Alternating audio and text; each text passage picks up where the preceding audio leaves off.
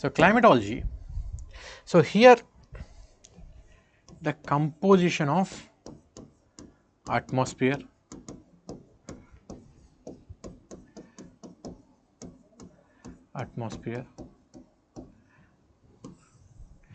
this you will get anywhere. I'll not be talking about this. Okay, you have nitrogen, oxygen, argon, CO2. Okay.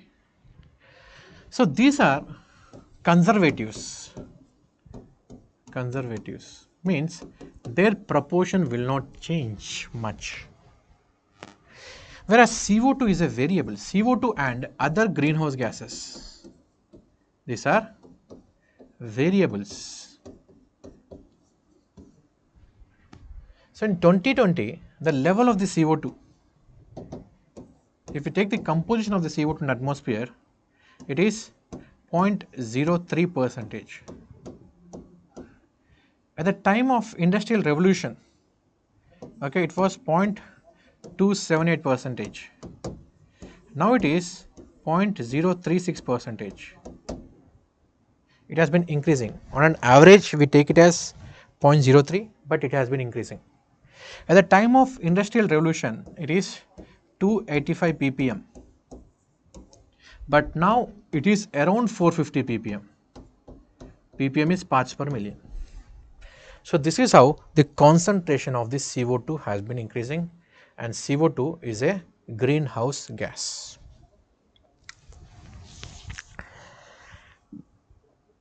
Yes, Mishmi, Abor, yes, they are part of the Himalayas. True. Yes, monsoons will be discussed in Indian part. Plastic rock भी discuss करूँगा. Okay. So this is okay. What is the part of the current affairs? This is a static part. You will get anywhere. ये update कर लेना अगर आपने कहीं नहीं किया तो. Next, the present day atmosphere is this, which you have discussed now. Present day atmosphere. But you also had the previous atmospheres. There were too many atmospheres. Too many. The first atmosphere. The first atmosphere was made up of hydrogen and helium. So this hydrogen and helium was created long time back, 4.6 billion years ago, when the earth was cooling. So during this time period, there was a lot of churning which is happening. Churning means, the particles are moving as a part of mantle convecting cell. Convection was happening. At this time period, the heavier elements like iron, they were sinking inside. So that is why iron is concentrated in the core. And the lightest of these elements, जो भी बहुत ही light है, they were forming the atmosphere. But during this time, the magnetic field of the earth was not there. That's why the solar radiation, solar winds have stripped away the hydrogen. Hydrogen and helium को strip करके लेके गया.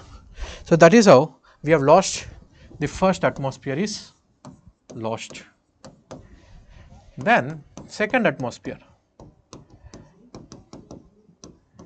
Second atmosphere, it was created by volcanic degassing. Volcanic degassing. So during this time, the earth was hit by numerous meteoroids. When the earth was being hit by the meteoroids, a lot of gases are released. And the important gases which are released during the volcanic degassing, they are H2O, that is the water vapor, and CO2. So H2O has formed the clouds and CO2 was dissolved in the rainwater. So through volcanoes they are released, cloud formation हुआ, it started raining, लगातार बारिश हुआ for millions of years.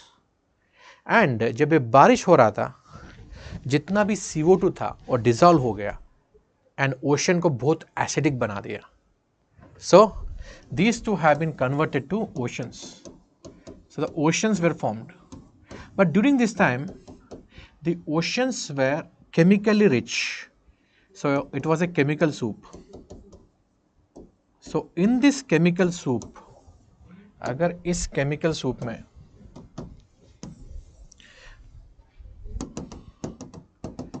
these are the oceans. In this chemical soup, if you have carbon, oxygen, hydrogen, phosphorus, nitrogen, अगर ये 5 elements है, then 5 elements है, then here you'll be having phosphate group, okay, and here you have nitrogen base. And बाकी सब carbon है, सब carbon है corners में, carbon. And this will be forming a nucleotide. So how the life has started on the surface of the earth. So these elements, these are the basic elements of life. ऐसा question पूछ सकता है, which are the basic elements of life on earth.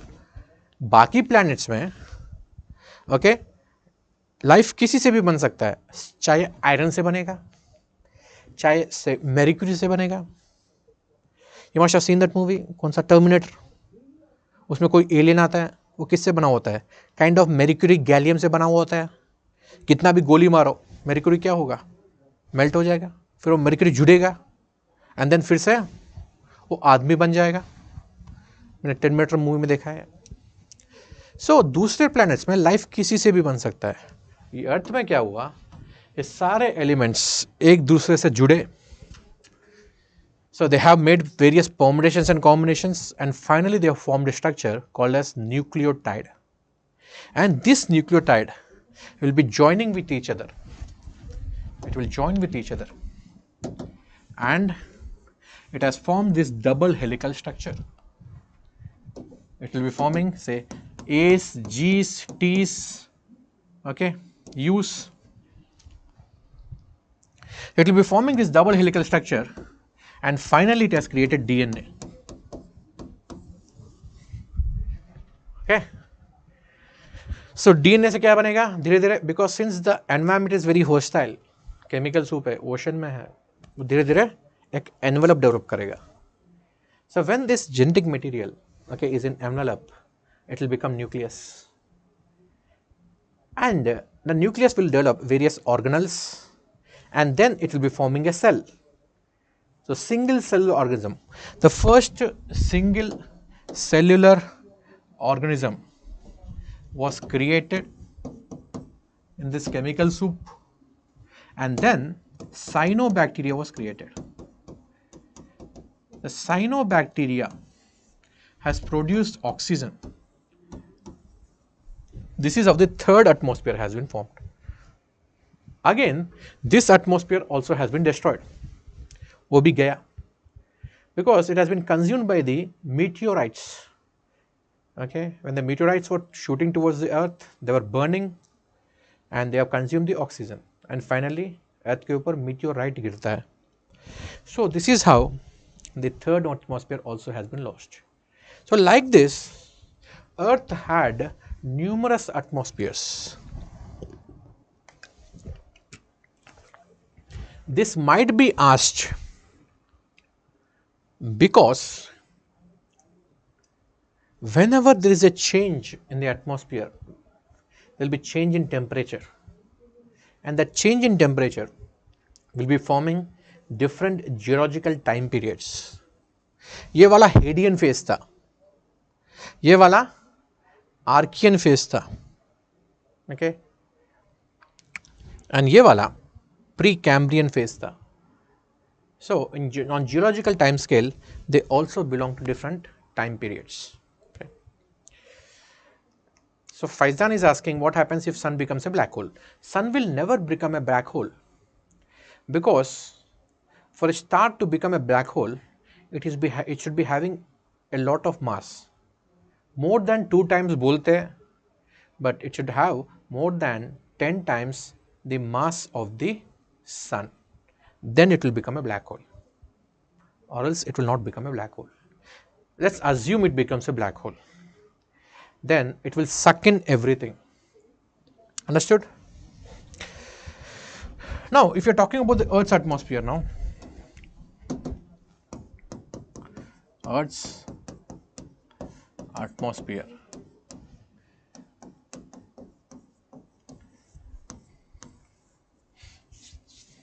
It's a very thin layer. It's a very thin layer. Okay. Almost 50% of the gases, almost 50% of the gases are located within 5.6 kilometers. इसी में located है. Okay. And 90% of the gases are located within 27 kilometers. 99% of the gases are located within 30 kilometers. And 99.9% of the gases are located within 48 kilometers. So, atmosphere is very thin. That is the place where the gases are present. It's a very thin layer. Okay. Now, what are the various layers here and what is the importance?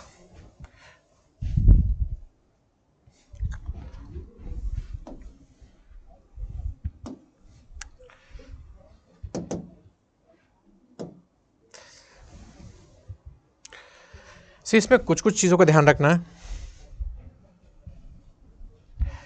So, first layer is the troposphere. Okay. So, troposphere, all the atmospheric phenomena will be happening, and troposphere will have a normal lapse rate, that is 6.5 kilometers. So, 6.5 degrees per kilometer. Means if you are increasing the height of 1 kilometer, then the decrease of the temperature is 6.5 degrees centigrade. So, that is the troposphere. Okay, इसका यही properties है. मैं properties यहाँ पे लिख देता हूँ क्या क्या इंपॉर्टेंट है यहाँ पे. So all the atmospheric phenomena,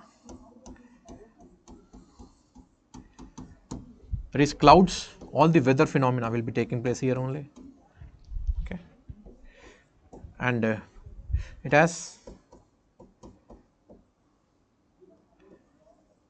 a lapse rate of 6.5 degrees centigrade per kilometer, and planes actually fly in troposphere only, though it is ideal for flying them in a stratosphere, because in troposphere you will be having vertical currents, vertical circulating currents. You will be having turbulence. If the plane is flying in the troposphere, नीचे से हवा आएगा धक्का देगा, because हवा जब नीचे गर्म होता है ऊपर आ जाती है, वो जब ऊपर आती है धक्का देता है, so turbulence होगा.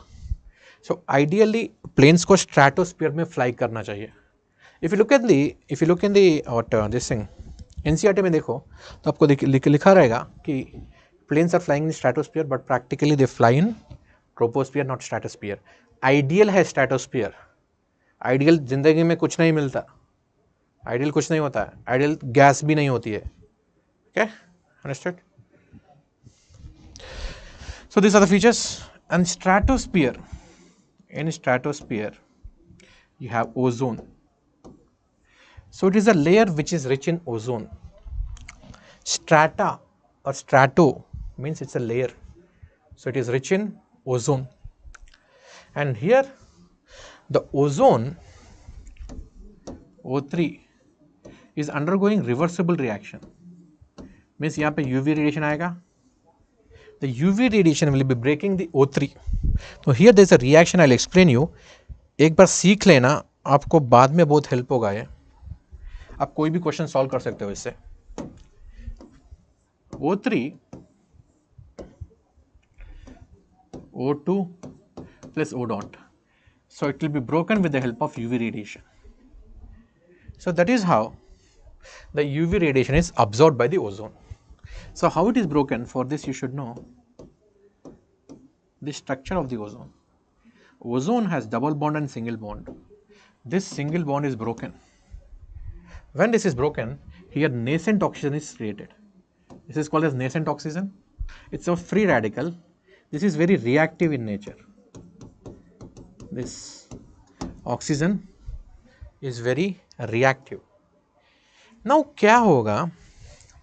आपने पढ़ा होगा ओजोन का डिप्लीशन हो रहा है with the help of CFCs, chlorofluorocarbons. ना आप में से मुझे कोई बता दो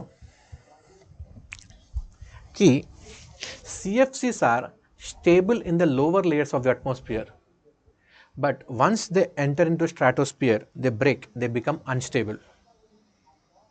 Tell me the reason why. If you tell me the reason, then I'll skip forward. आप बस पढ़ते हो, बता क्यों नहीं पढ़ते हो? आपको कोई रीजन पता है क्यों ऐसे हो रहा है, देन आप कोई भी प्रॉब्लम सॉल्व कर सकते हो, कोई भी क्वेश्चन सॉल्व कर सकते हो. Tell anyone can tell this. I challenge, no one will be able to tell until and unless you are my student. मेरे क्लास में बैठे हो तो पता होगा.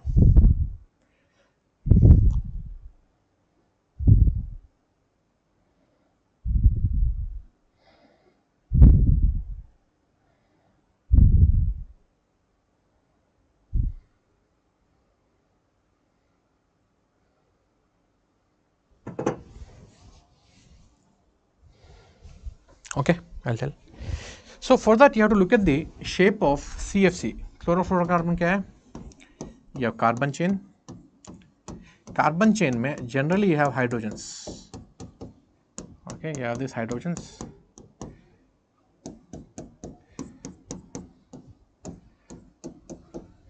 So in this you'll have chlorine atom. Chlorine atom is comparatively large. You have fluorine atom. Fluorine is comparatively small. And the hydrogen is very, very small, extremely small. This is hydrogen. The fluorine is small, though it is belonging to this same group. It is small because the fluoride ion has very high electronegativity. Now you see, okay, this CFC, chlorofluorocarbon, here chlorine is acting as a misfit. बहुत बड़ा ion है इनके बीच में. So in the lower layers of the atmosphere it is stable, because lower layers of the atmosphere you have a lot of pressure. So because of the pressure, okay, it is stable. But when it goes into the higher layer, a very good ion, okay, आपने आधा reason बताया, दूसरा reason मैं बताता हूँ. So it is stable in the lower layers. When it goes to the upper layers, it comes across UV. So this UV will be breaking this chlorine. You are right, okay, UV से break हो रहा है, but UV hydrogen को भी break कर सकता है, fluorine को भी ब्रेक कर सकता है, but why it is breaking chlorine only? Because chlorine is a misfit, size बड़ा है इसका. So because of the UV radiation, from here this Cl dot is coming out, Cl dot, right? Now, okay, from the CFCs, Cl dot, nascent chloride is released, and this is very active. ये single है, ये भी single है. जब भी single होते हैं बहुत active होते हैं, right? Committed हो जाएंगे ना, activity कम हो जाती है. Okay, so these two will be combining with each other. They're ready to mix with each other. दोनों ही single है. This will be forming ClO. So this is how the ozone depletion is taking place. Because for this oxygen, this O dot is not available to form ozone again. So this is how the ozone depletion is taking place. Now what is the role of NOx here? NOx or NO2. NO2 का क्या role है यहाँ पे? So NO2 is acting as a catalyst. It is acting as a catalyst. NO2 क्या करता है? It will split into NO dot and O dot, and this NO dot will take away this nascent oxygen. O dot again will take away this oxygen, right? So this is acting as a catalyst. It is involved in the reaction, and it will make the reaction faster. Catalyst means which either aggravates the reaction or it slows down the reaction. So here it is aggravating the reaction. What is the source of this NOx? The major source of the NOx is rockets which you are sending for launching satellites. It can be missiles also, ICBMs also, and the aviation industry. So the NOx is contributing, it is aggravating the ozone hole depletion. Now I'll ask you one more question. Now, आप सबको पता है कि ozone hole is present in the Arctic and Antarctic. Antarctic में ozone hole is larger, Arctic में ozone hole is comparatively smaller. And because of the various actions which are taken, because on Vienna Convention, Montreal Protocol, so many actions have been taken, because of which Arctic में ozone hole almost खत्म हो ही गया. But the Antarctic में अभी भी ozone hole है, but it is also recovering very faster. And the ozone hole is not just present in the Antarctic or Arctic. There is also ozone hole, very big ozone hole, which is present in the tropical region. This is called as tropical ozone hole. And this tropical ozone hole is at least 7 times larger than the ozone hole of the Antarctic. It's very, very large. Whereas these ozone holes, Arctic, Antarctic wale, they are active in the springs, in their respective spring seasons. Because for this ozone hole to be formed, it requires a surface area. Because for all these reactions to take place, कोई ना कोई surface area चाहिए. And this surface area is provided by these ice crystals. And over Antarctica, the ice crystal formation is high because Antarctica is a land. So during winters, the temperature drop in Antarctica is much, much more than the temperature drop in Arctic, because Arctic is an ocean. Ocean has water and water has high specific heat. It will take a very long period of time to cool down. Antarctica is a land. So that's why the polar stratospheric clouds will be formed more in Antarctic as compared to Arctic. And this polar stratospheric clouds will be providing a surface area for all these reactions to take place. So that's why the ozone hole depletion is more during the spring. Okay, whereas these ozone holes are seasonal in nature, but this ozone hole is present throughout. ये ध्यान रखना, इसके ऊपर question आ सकता है. Okay, because recently this has been observed. So this is about the troposphere and stratosphere. So next is the mesosphere. Mesosphere में meteor showers are observed. Meteor showers are observed, and also the auroras are observed. So mesosphere, meteor showers, auroras. Okay. इसमें क्या है? Ozone depletion and weather balloons. Okay. Troposphere, greenhouse gas effect, lapse rate,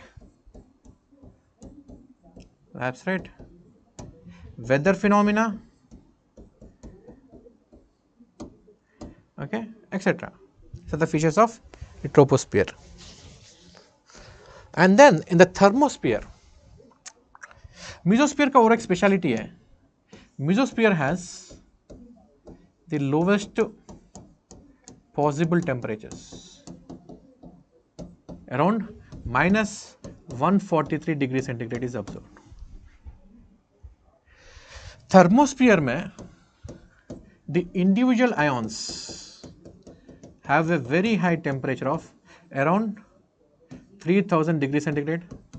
There is ionization, and the layer which is rich in ions here, this is called as ionosphere. This is called as ionosphere. The ionosphere is rich in ions. Now, what all questions can come from here? Ionosphere. I'll tell you something which you don't know regarding the ionosphere. So, ionosphere, it is a layer of ions which is around the earth. 400 kilometers के आसपास is then its okay intensity is more. So this is ionosphere. The ionosphere will be having various layers. It will have various layers such as D layer, E layer, F layer. So D layer will be having heavy ions, F layer will be having smaller ions. So they will help in the radio navigation, they will help in deflecting the radio waves. So पहले ज़माने में satellites नहीं थे ना, so how the communication was possible? With the help of the ionosphere. So you are sending a signal here from here, it will go to the ionosphere, it will be reflected back and it will go to the other part of the earth. So this is how the communication used to happen with the help of the ionosphere. ये तो आपने पढ़ा होगा, okay? Now I will tell you, ask you some questions, answer these questions.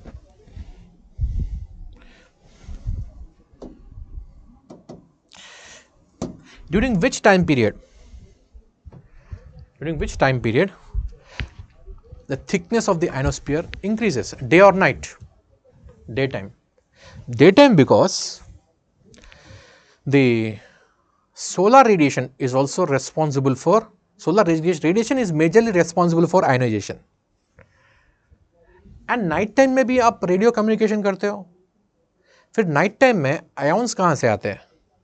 So during the night time, the ions, okay, these ions are because of the meteor showers, okay, and in the daytime, the ionization is due to solar radiation. And ionosphere also has effect on the magnetic field, and the magnetic field will also affect the ionosphere. Because in ionosphere you will be having ions, you can have positive ions, you can have negative ions. Say that side is the sun, ये daytime है इस तरफ. Then here you will be having more ions as compared to the ions here. Then the ions will be transferred from one location to other location. The ions घूमता रहेगा within this layer. When the ions will move, when charged particles are moving around the earth, in the core of the earth you have iron. So when you have these charged particles, okay, revolving around the earth, it will be providing, it will be creating an induction effect. It will be creating an induction effect on the earth's magnetic field. So ionosphere will also affect the earth's magnetic field. ये ध्यान रखना, okay? So क्या क्या चीज़ें ध्यान रखना है यहाँ पे ionosphere में? First, intensity is more during the daytime. Secondly, ionosphere can have an effect on the earth's magnetic field. Understood? Is it clear?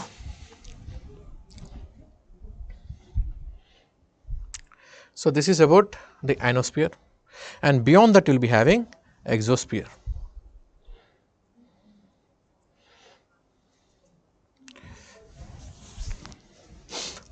Now one more misconception I will remove. See, the earth is revolving around the sun in the elliptical orbit, it is not a circular orbit. So you will be having perihelion and aphelion. ऐसे याद रख सकते हो, peri means pass, pass में है perihelion, away from the earth aphelion. So the distance is 152.1 million kilometer, and here the distance is 147.1 million kilometer. So the phenomena of the seasons, is not because of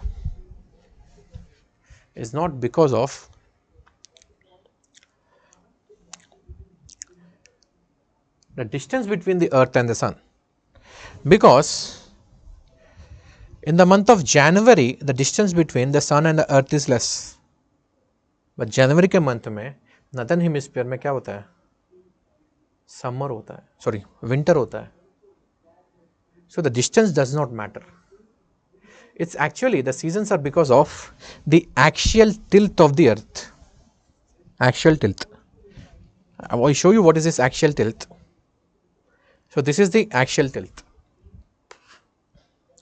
So during March and September, it is equinox. Equinox means the sun is equally divided between the northern hemisphere and southern hemisphere. Whereas December 22, you see here, southern hemisphere is facing the sun and the northern hemisphere is away from the sun. And in the month of June, northern hemisphere is facing the sun, southern hemisphere is away from the sun.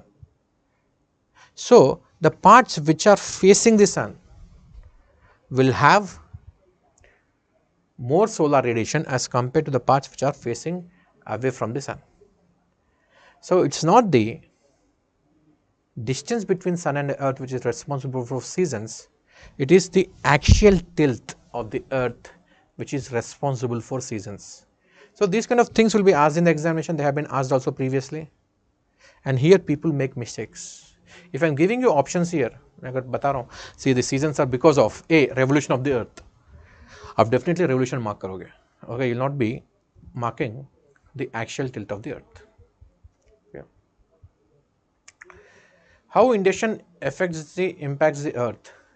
Induction मतलब क्या? Induction मतलब आपने coil देखा होगा ना, transformer देखा होगा, आपके चार्जर होता है ना, चार्जर में क्या होता है? ट्रांसफार्मर होता है, 220 volt is converted into 50 volt. कैसे होता है वो?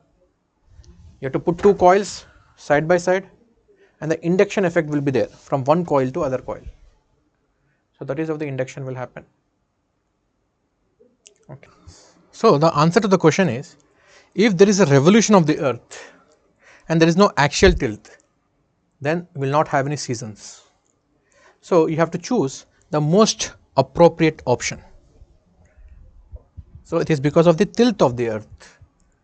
So, the hemisphere which is facing the sun will have summers and the hemisphere which is away from the sun will have winters. Okay.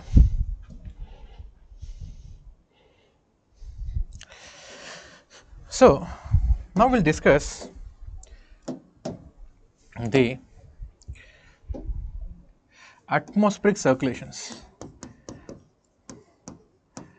Atmospheric circulations. I hope you all know this atmospheric circulations, that is the Headley cell, Ferrel cell and the polar cell. These cells are there in both the hemispheres, and the winds which are flowing in between these are called as the trade winds.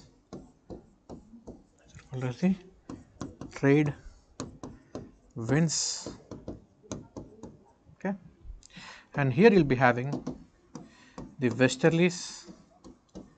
These are the westerlies, and in the polar region you have the polar easterlies. You have the polar easterlies.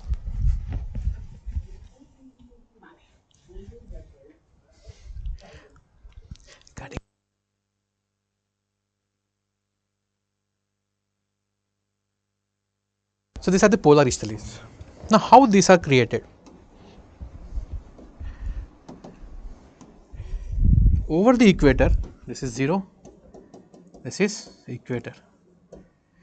Over the equator, due to the heat, the wind is rising, and while it is going up, adiabatic compression and cooling is taking place. This wind will become cool. This wind will become cool and heavy. Actually, it is supposed to move towards the poles, because in the polar region, because of the sinking of the air, high pressure is created on the surface. In the upper troposphere, you will be having low pressure. So, the wind is rising here over the equator, and in the upper troposphere, high pressure is created. So, don't get confused here.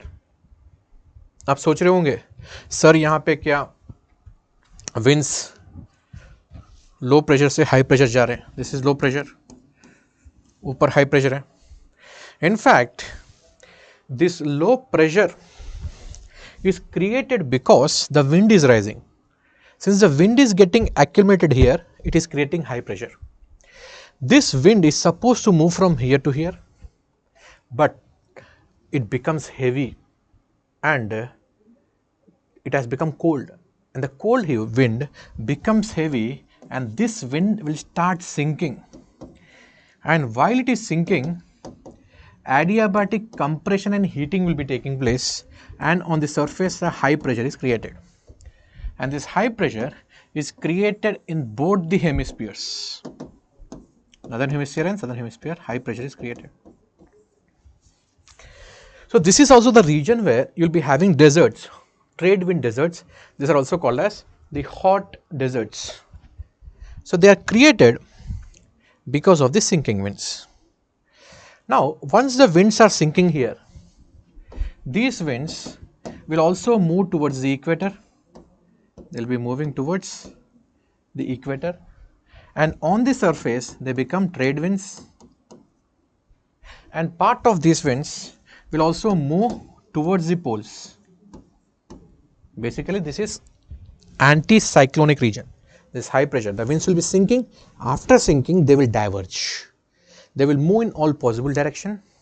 One will be moving towards equator, and basically what's happening here, the winds which are sinking here, they are moving towards the equator. Over the equator, because of high insolation, the air is rising, and this rising air is sinking again, and the sinking air is creating high pressure, and the other branch will be moving towards the poles, but the polar region already has high pressure, and these cold winds are coming from high pressure, and these are called as the polar easterlies. These are polar easterlies, and these are westerlies. These are westerlies. So westerlies are the warm winds which are coming from the subtropical region, and polar easterlies are the cold winds which are coming from the polar region. So these two winds will be clashing with each other. When they clash, basically here frontal action is created, temperate cyclones are created. Because of this cyclostrophic circulation, the winds which are coming, they undergo cyclostrophic circulation and they rise high. Basically the winds which are coming here are not going to stay here. It's like a lot of income is coming in your pocket, but your spending is also more. Ultimately you will be garib, you will be poor, you will be fakir. Same fashion, it appears that the winds are coming here, but because of the instability, these winds are rising again. They will go up in the atmosphere. In the atmosphere, they will create a high pressure. On the surface, they will be creating a low pressure. And from this high pressure, the winds are moving towards this low pressure. Again, they will move towards this low pressure.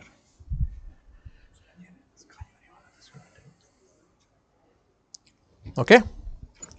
So this is how the circulations are created.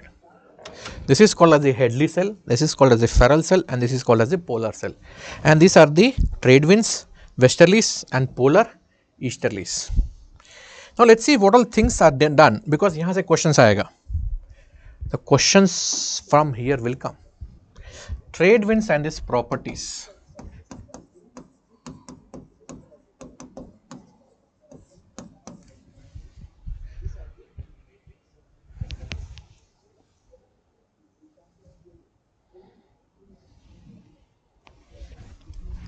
So what are the properties of the trade winds?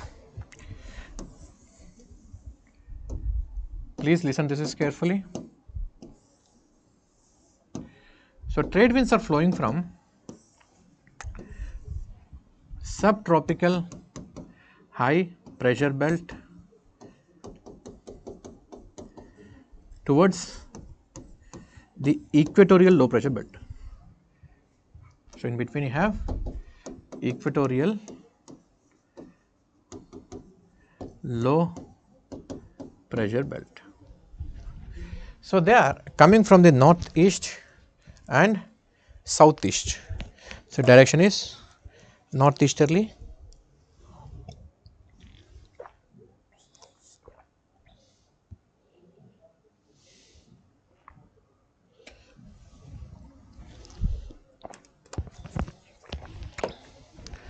Okay. Now take a hypothetical continent here. Hypothetical continent. This is the equator. So this is how the trade winds are flowing. This is how the trade winds are flowing. So the trade winds on the eastern side of the continents, they are onshore. They are onshore. Onshore means they are coming from sea towards the land. Therefore, they will bring rainfall. Therefore, they will bring rainfall. Whereas on the western side of the continents, they are offshore. Means they are going from land towards the sea. So जितना भी moisture है वो लेके जाएगा. So that's why they create deserts or dry conditions. So on the western side of the continents, they create dry conditions. This is first property. Next property, okay, is of the oceans. And here only I'll explain what is this El Nino and La Nina. So here the surface waters are warm because only the sunlight is able to penetrate at max like 15-16 meters. इसको beyond penetrate नहीं करेगा. The surface waters are warm and the ocean bottom waters, these are cold. These waters are uniformly cold. So when the trade winds are flowing, when the trade winds are blowing, trade winds, when these are blowing, imagine, okay, you have a container, in that container you have malai, दूध के ऊपर मलाई है, and when you are blowing, what happens? मलाई पूरा एक तरफ चला जाता है. So when the trade winds are blowing, the warm water is accumulated here. This question was asked in 2021. Pre में पूछा था. Most of the people could not do it. They found it difficult. So when the trade winds are blowing, here the warm water is accumulated, and after getting accumulated, it will try to go down. This is called as downwelling. So when the downwelling is happening, it will push the water. यहाँ पानी को push करेगा. When this water is being pushed, on the other side, you have cold waters. You have this cold waters which are formed. Here you have cold waters. Here you have warm waters. Now, if you are taking this ocean, say this is Pacific Ocean. So on the western side of the Pacific Ocean, you will have warm waters, and these warm waters will induce evaporation because the water is warm. The vapors will go, evaporation will happen, cloud formation will be taking place here. So here cloud formation will be taking place, and a rainfall will occur on the western side of the oceans and the eastern side of the continents. Whereas on the eastern side of the oceans, because of upwelling, the cold waters are appearing here. So because of these cold waters, the sinking will take place. Air will start sinking because cold water na वो atmosphere को shrink करता है. So here we'll be having sinking air. Sinking air. Here we'll have rising air. So because of the sinking air, on the surface, high pressure conditions are created. So this will induce dry and desiccating condition because there is no upward movement of the air. If there is no upward movement of the air, then the rainfall will not take place. So this is also the reason why eastern side of the oceans and the western side of the continents, you will have the deserts. Now let's see these deserts.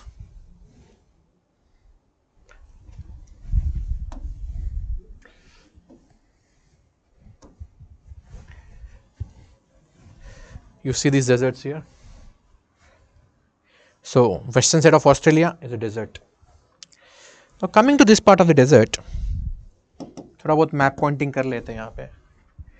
See, western side of Australia is a desert region.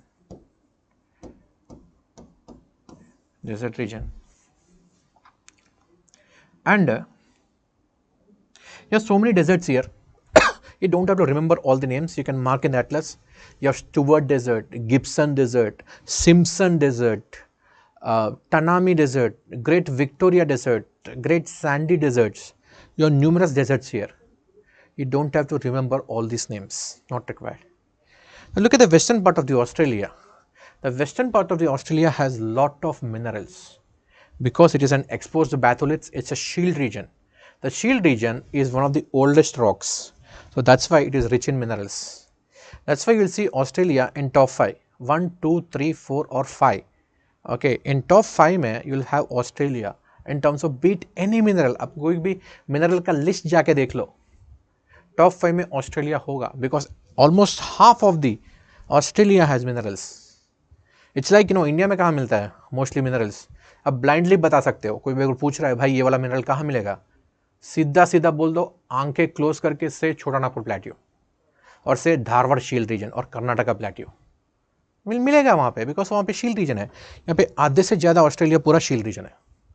So that's why it is important. And इस reason में ना you have a tribe called as Bindibu tribe. Bindibu. These are also called as aborigines. They are also called as aborigine tribes of Australia. And they belong to a racial stock called as proto-astroloids. They belong to a racial stock called as proto-astroloids. I will show you how these proto-astroloids will look like. Because I am using this because I don't have, okay, somewhere there inside, I can't waste time. For me, this works well because at a click of a mouse you get everything. So this is how the proto-astroloids will look like, right? Now, if you see the Bindibu tribe in Australia,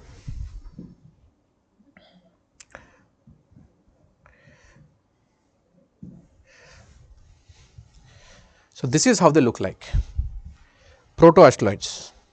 They are different language, they have a different culture altogether.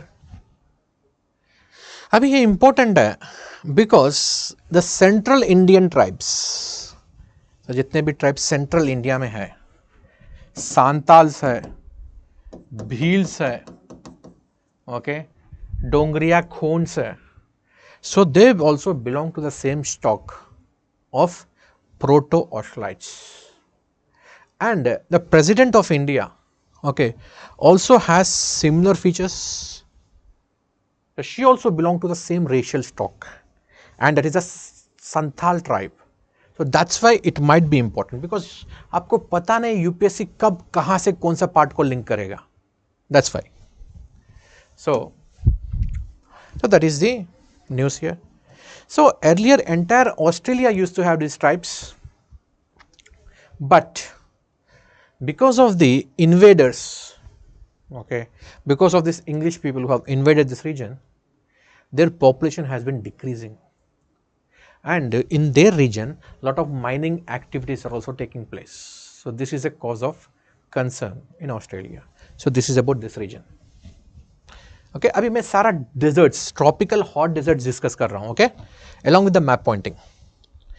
Now again on the western side of the continents and the eastern side of the oceans, you have this desert called as the Namib Desert. This is the Namib Desert. Now I will tell you what is the speciality of this Namib Desert. Okay, I will show you the picture here of Namib Desert. Sorry for using this because I don't have time for going for जो भी मन में आ रहा है and doing according to that. See, look at this, how beautiful it is. Sand is meeting the sea here. ऐसा desert आपको कहीं नहीं मिलेगा. And इसकी speciality क्या क्या बता देता हूँ. क्या क्या record बना है इसमें. It is the coldest of all hot deserts. Coldest of hot deserts. It is the oldest desert. Oldest. It is 55 million years old. It is so unique because here the sand dunes meet sea. Sand dunes are meeting the sea. That's why it is so unique. And fourthly, it's also UNESCO World Heritage Site. It's also UNESCO World Heritage Site. So this is a speciality of this Namib Desert. Now don't get confused between the Namib Desert and the Kalahari Desert. So Namib is located here. Namib is located here, and Kalahari is located here. Kalahari. And here you have Drakensberg. Here you have Drakensberg. Kalahari Desert is actually on the leeward side of the Drakensberg. So this is the Drakensberg. उसके leeward side में you have Kalahari. The Kalahari is majorly because it is located on the leeward side. It's located in the rain shadow region. This is called as the windward side. On the windward side, you will have rainfall, whereas on the leeward side,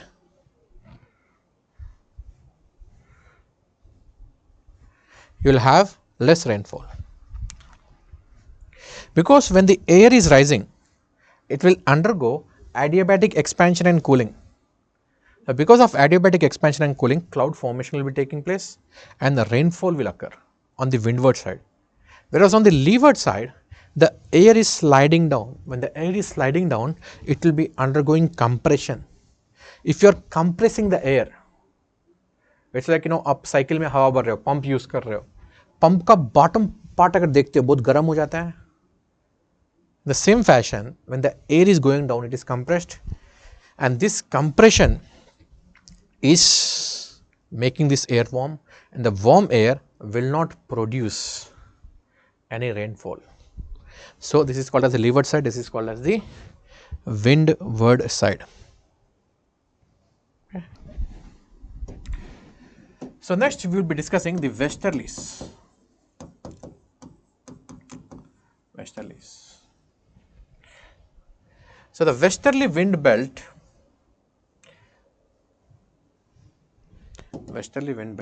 is this region.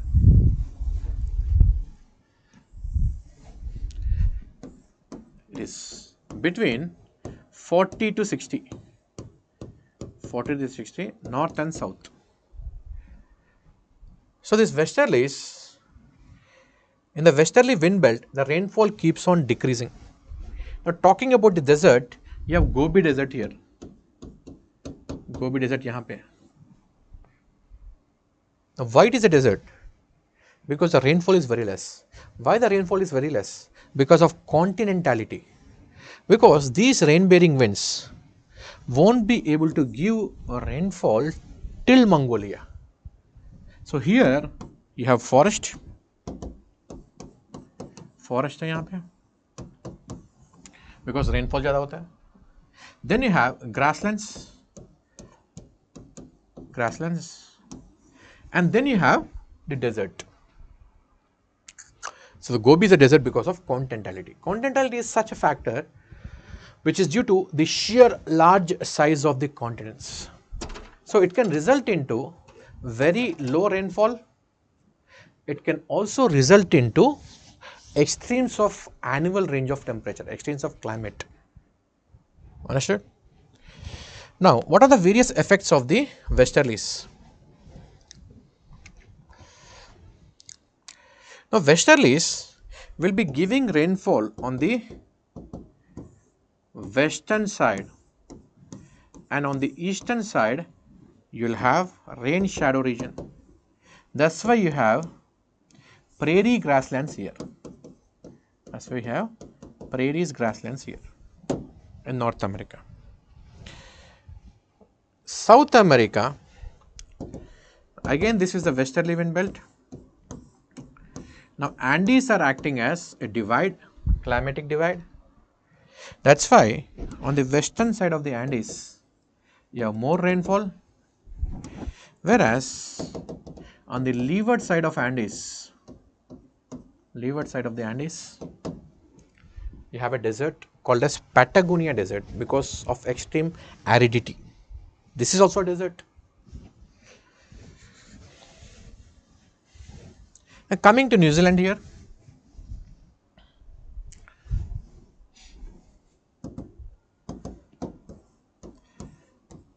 again these are westerlies. So you have the mountains called as Southern Alps. Southern Alps are the mountains here. So on the leeward side, you have the grassland called as Canterbury Plains. Canterbury Plains are grasslands again. Again this year New Zealand is important. You should know the physiographic features of the New Zealand. एक reason क्या है, अभी recently New Zealand में earthquake भी आया है, volcanic eruption भी हुआ है, and the Prime Minister of New Zealand, okay, who was working very well at the time of COVID, she has resigned citing personal reasons. She said that Prime Minister के post पे थी वो, and they said that I have to give time for my family. जिसके पास family होती है वो देश के लिए काम नहीं कर पाते, इसलिए इंडिया में बैचलर लोग ही बन रहे हैं. What Prime Minister? And jokes apart. So she has resigned citing personal reasons. So that's why New Zealand is in the news. Now New Zealand is very much prone to earthquakes. It is prone to volcanoes also. It is prone to a lot of natural disasters. क्योंकि New Zealand जो है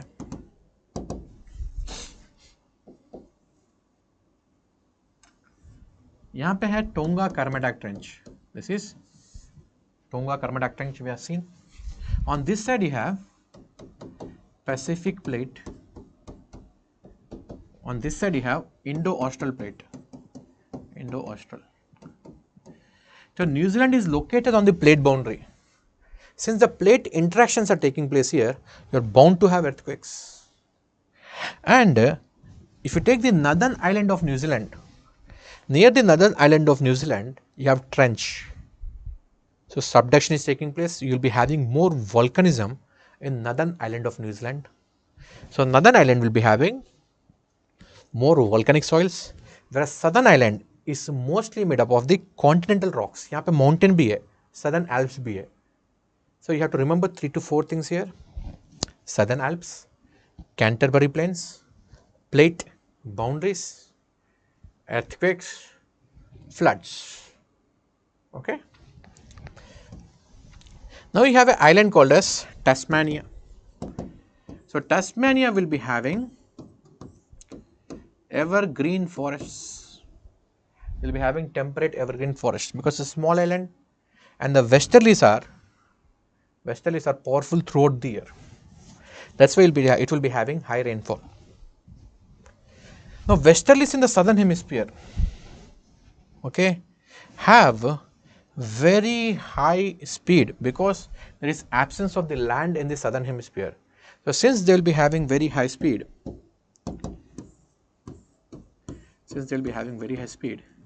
so westerlies in the southern hemisphere are called as roaring 40s, furious 50s, screaming 60s, shrieking 70s.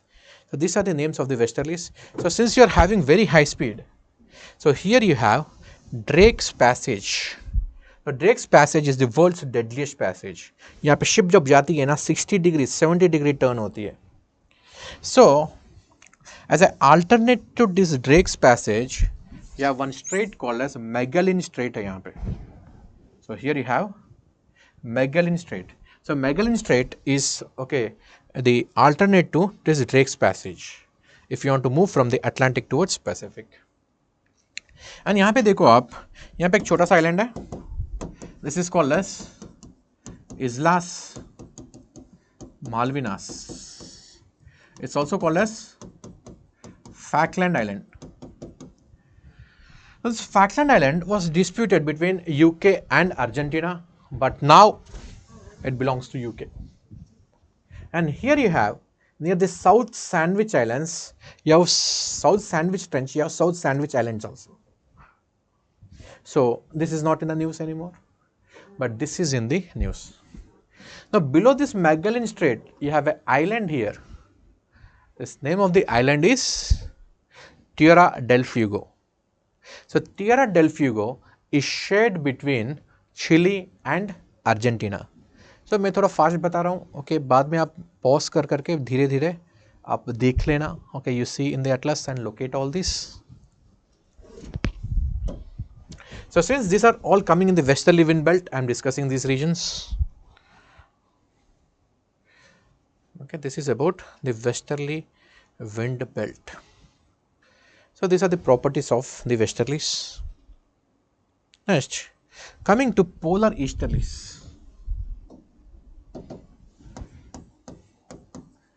Polar easterlies.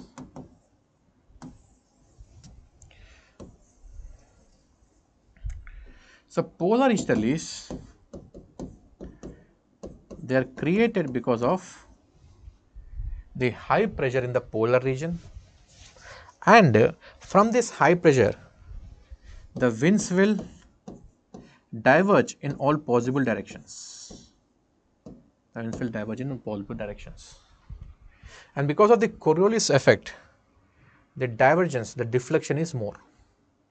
And when these winds will be moving very fast, they will also carry snow along with them. And these snowstorms, these are called as blizzards. Blizzards in North America. In Canada, they are also called as northers because they are coming from the north. So जिस direction से wind आएगी ना, उस direction के हिसाब से उसका नाम होता है. विंड्स नॉर्थ से आ रही है, नॉर्थर्स भी बोलेंगे. That's why this wind is also called as northers. It's also called as blizzards. In Russia, the same wind is called as Buran and Karaburan. The blizzards in Russia is also called as Buran and Karaburan. Now, what is the relationship between this polar easterlies, the jet stream, and the polar vortex? So thus we will discuss later, but dhyan rakhna. So these blizzards are also associated with bomb cyclones. They are also associated with temperate cyclones. They are also associated with the mixing of hot and cold regions. They are also associated with polar vortex, and polar vortex is associated with the depletion of the ozone. Okay, so those things we will discuss. Understood?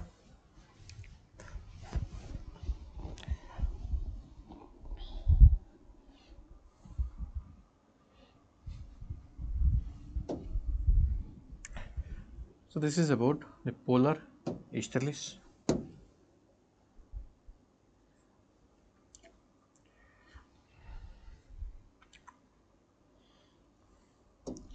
Next topics which we are going to discuss is humidity, condensation, and precipitation. Of course, clouds is also there here. See, I will tell you the chain of the events. So firstly, you will be having an air parcel. So in this air parcel, the moisture will be there. In this air parcel, you will have moisture. Okay. So this air parcel has to undergo cooling. So when it undergoes cooling, then saturation will take place. Saturation will take place. So when it undergoes saturation, after 100% saturation, if the surface area is available,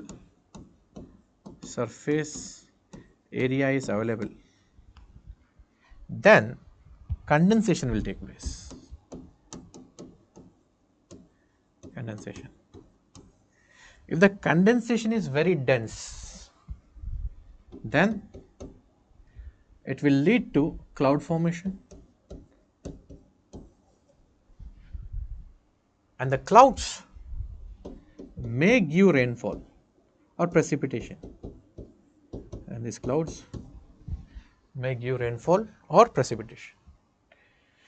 Sometimes what happens is that if surface area is not available, the saturation can also increase to 400% and it will be creating super cooled air. Anyways, you might have come across these kind of things. So here I want to discuss 2-3 topics here. Here I will be discussing the concept of the artificial rain, and I will also discuss what is this wet bulb temperature. Okay. So Ritika is asking what is the lake effect snow. I will discuss in air masses. So one topic which is important here is wet bulb temperature.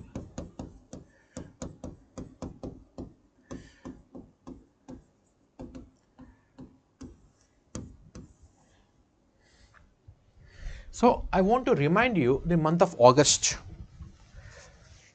2022 August, 3 days, okay, somewhere around 21, 21st, 22nd, during that time, the humidity levels have increased a lot. So when the humidity level increases, you will feel more hot. Even though the temperature will be low, but you will feel more hot because of the presence of the humidity.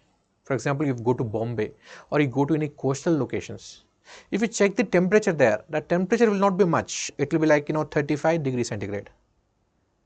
Now in a desert 35 degrees centigrade means it's like normal temperature.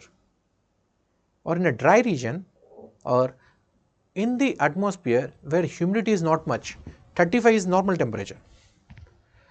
But in the coastal regions, 35 also you will feel very hot because of the humidity. So the wet bulb temperature, it's that temperature where the temperature is measured at 100% saturation.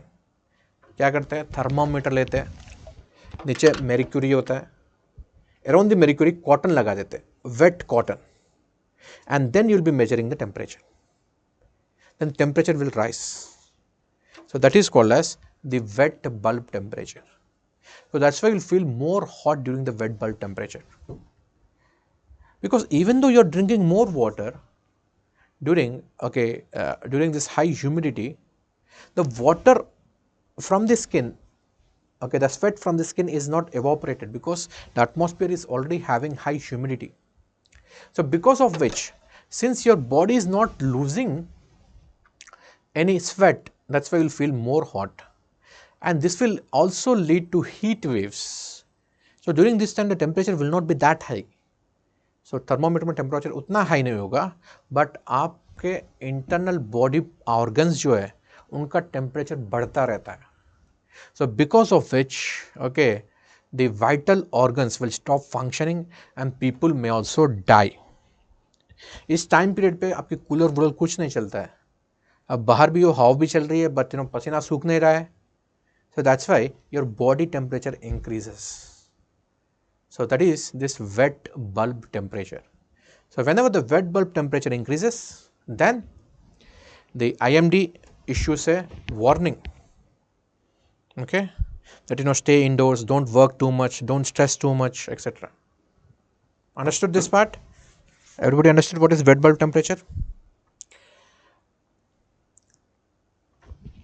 Okay, so this is related to humidity. So here the humidity increases too much. So relative humidity, so during this time period goes above more than 90%. If the RH is more than 90 and if your temperature is just 35 degrees centigrade, then you will feel as if it is 45 degrees centigrade. Means August, July के महीने में 35 degrees will also feel like 45 degrees. In the month of May, if it is 45 degrees, you will not feel that much heat as compared to this heat. Okay, that is this wet bulb temperature. Now, when the humidity level increases, so this air packet will undergo cooling. After cooling of this air packet, saturation will happen. Once this saturation happens, once the 100% saturation happens, the surface area, because at beyond 100% saturation, the air is unable to hold the moisture anymore. That's why this moisture goes and attaches with the surface area. Now, this surface area is also called as the condensation nuclei. Now, who is providing this surface area, or who is providing this condensation nuclei? It is provided by pollen grains, it can be provided by the dust particles, it can be provided by the salt particles. So, anyone can provide such surface area.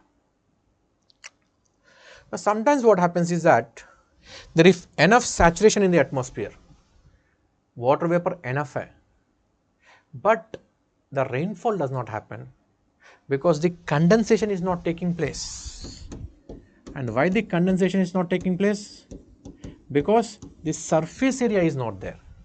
Then what you have to do? You have to provide that surface area. So, how will you provide this surface area? So, you will be going in the plane, you will be spraying the condensation nuclei. And this condensation nuclei is generally AgI, silver iodide. Sometimes you will use mercury iodide also, and sometimes you will be using solid CO2 also. So, these three things are used, and you are spraying these particles in the atmosphere. When you spray these particles in the atmosphere, then surface area is provided and condensation will take place and cloud formation will take place, and it may precipitate. May, again, there is no guarantee here. What if you are spraying the condensation nuclei over India?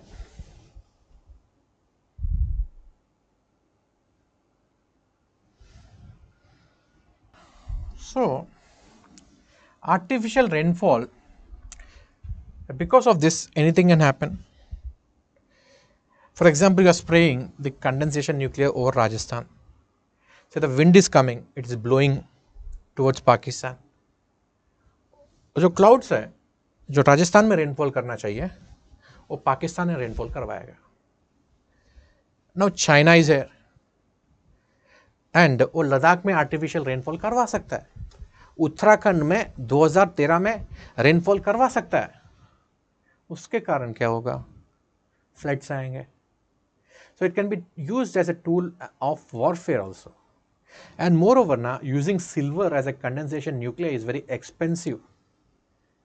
And secondly, mercury iodide, if you are using that as a condensation nuclei, it will be coming on the surface of the earth as a pollutant. It may cause Minamata disease also.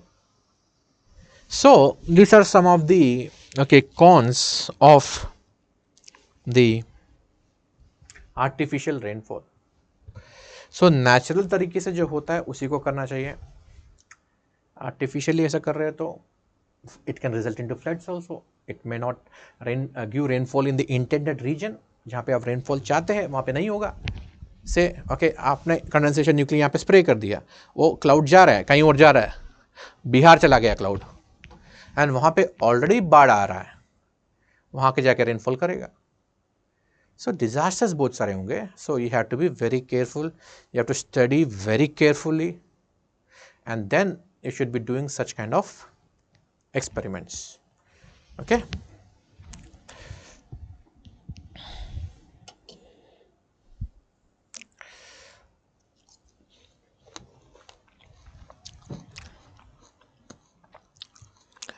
So Tasmia is asking, blizzards come in north only. See, south में भी होते हैं ब्लिजर्ड्स, but Antarctica में कौन रहता है? Geography क्या पढ़ता है? Geography studies the relation between man and the environment.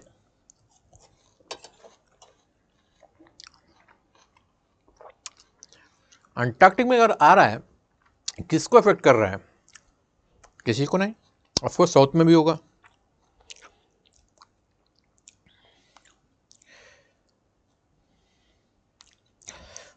So Praful is asking, who will provide this surface area? I guess I have discussed.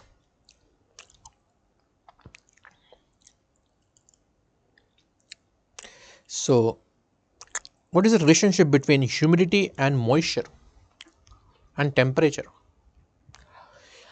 See, when the temperature increases, gradually the water holding capacity of the air increases. And if you are adding more moisture to it, then moisture will also increase. ये relation है. So temperature will increase, moisture holding capacity. क्या होता है temperature increase करने से? The intermolecular spaces will become more. Basically जगह ज़्यादा बनाएगा. जब जगह ज़्यादा होगा उसमें moisture घुसेगा. और जब तक बाहर से moisture ही नहीं आ रहा है, so moisture कैसे बढ़ेगा? Automatically नहीं बढ़ेगा.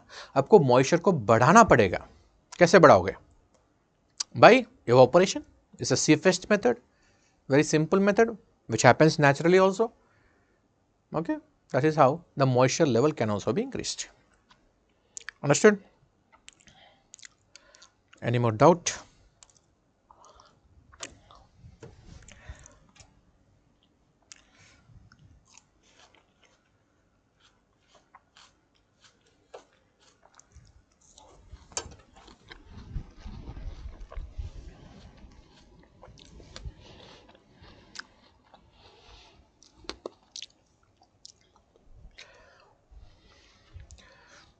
Okay, we'll discuss polar vortex also here.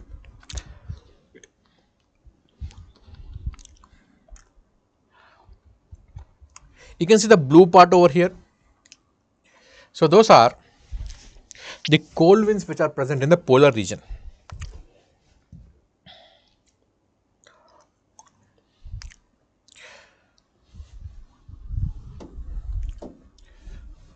So this is the earth.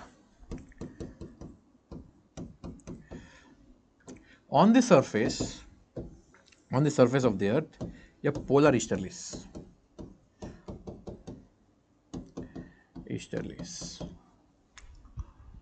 And in the upper troposphere,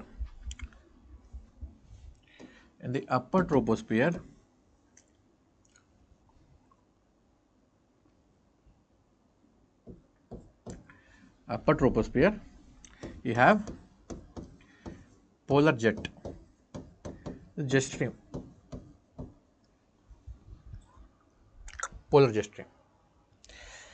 And somewhere at the height of 55 kilometers over the surface, you have polar vortex. Now some people get confused between this polar vortex and polar jet stream. Okay, बाकी subjects में you can mix these two things, but in geography you can't mix. Polar vortex, I am telling you the height also of 55 kilometers. Jet stream, it is around at a height of, like, here in the poles it is around, like, 9 kilometers, 9 to 10 kilometers. And polar easterlies, they are on the surface.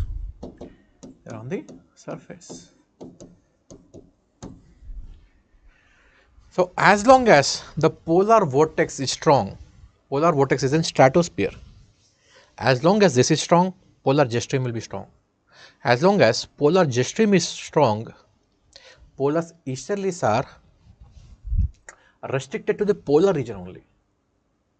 But once the vortex becomes weak, polar jet stream will also become weak. Once the polar jet stream becomes weak, polar easterlies also become weak.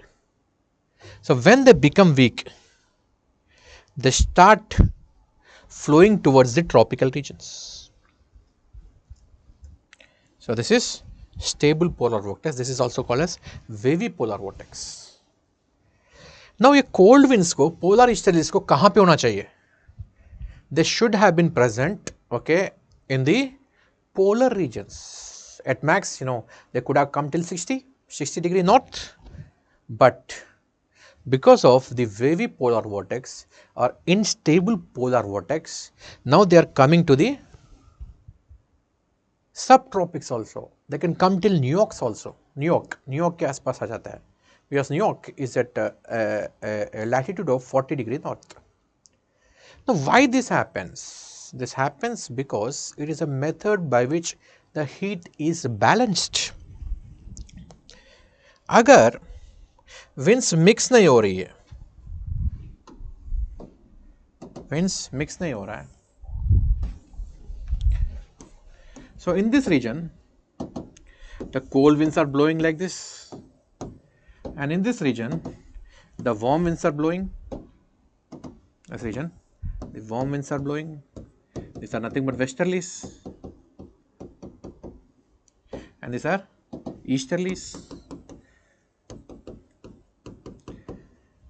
Okay, the mixing will not take place. When the mixing will not take place, the polar regions will become progressively cooler, and the tropical regions or the mid latitudes will become progressively warmer. Finally, the heat has to be balanced. And what is the way of heat transfer now? Now वो बिखरना चाहिए और break होना चाहिए. जब वो break होगा, then these winds will start moving here, and the warm winds, they will intrude here. A mixing हो रहा है cold and warm का, and ये nature का law है balance करना. But there is a way to balance. So that is why these fluctuations will happen. Understood?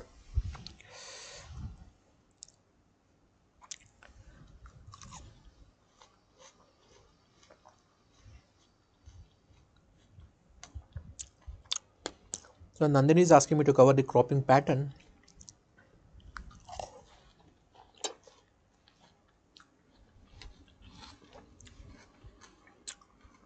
चलो जितना हो सकता है उतना कर लेंगे, लेकिन ऑब्वियसली जितना ओके न्यूज़ में है वो तो करूँगा मैं. जितना इम्पोर्टेंट है इस ईयर के फिल्म्स के लिए, दैट आई विल कवर. तो कितना भी टाइम होने दो, I will cover. So this is about breaking of the polar vortex.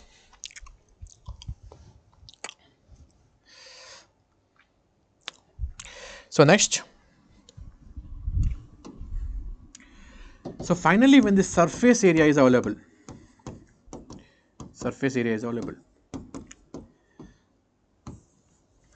which is provided by the condensation nuclei, which can be pollen grains, salt particles, etc.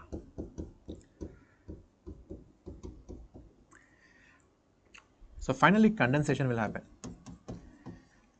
The condensation is the conversion of the vapor is getting converted to liquid. Phase change is happening. Phase change. So when this phase change is happening, a lot of heat is released. And this heat is called as the latent heat of condensation. It's called as the latent heat of condensation. And this is a lot of heat. And if you dwell deeper in this latent heat of condensation, okay, if the air packet is rising and this latent heat of condensation is being released, and that air packet will become even more unstable, and because of the heat it will become more lighter, it will start rising more, and it will give rise to more rainfall.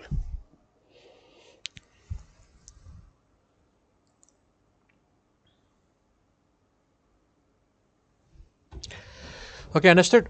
Now, what are the various forms of condensation? The various forms of condensation are, of course, clouds. Clouds are formed in the upper atmosphere. On the surface of the earth, or the clouds on the ground, they are called as fog, mist and haze. Fog, mist and haze. The fog, mist and haze, they differ in terms of visibility. So this is the condensation in the air itself. So here the water vapor is suspended in the air itself. Here the water vapor is deposited on the surface. It is deposited on the surface. Now it can get converted into liquid. It can get converted into solid. Right? If it is getting converted into liquid, it's called as dew. If it is getting converted to solid, that is called as frost. So these are the different forms of condensation. ये देखो यहाँ पे Frost बन गया, means जो vapour है atmosphere में वो सीधा आइस में कन्वर्ट हो गया. And this generally happens okay when the temperature is very low. And this is dew, water droplets, and this is mist, and this is fog. So there's a difference in terms of visibility. Okay. Now finally the clouds are formed. At the very high level, cirrus clouds are formed. The cirrus clouds will be having wispy look like this. And these are stratus clouds. They are in the form of layers. And these are the cumulus clouds. They are in the form of the flower shape. And these are the various types of the clouds. I'll tell you those important things which can come in the examination. So this is the cirrocumulus cloud. Means a flower shape भी है and ये high level clouds भी है. The cirrocumulus cloud will be having mackerel sky effect. This is a fish. This is the mackerel fish. So mackerel fish जैसा थोड़ा दिखता है. That's why this is also called as mackerel sky effect. This is cirrostratus clouds. These are very high level clouds, but also you have layers. So this will be producing halo effect. Halo effect is this effect of the sun. The sun will shine against these clouds. This is called as the halo effect. Okay. So this is all about the clouds. So last year there was a question regarding the clouds.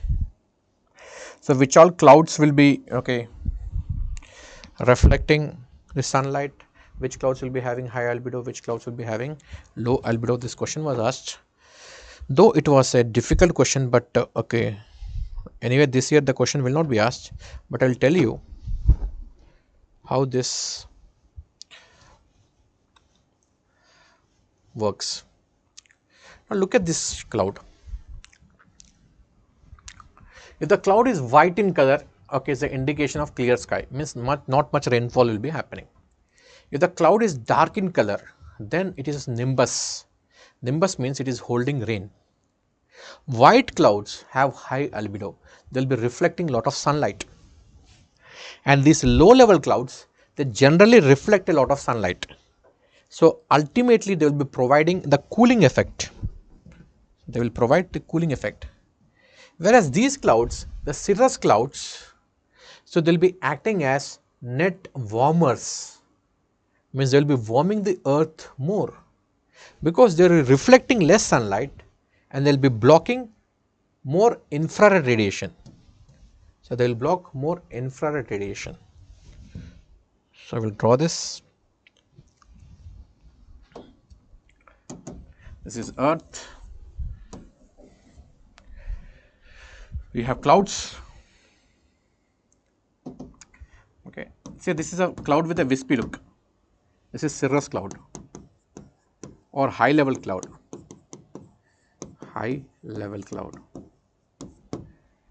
And these are cumulus clouds. This is a low level cloud. This will reflect more sunlight.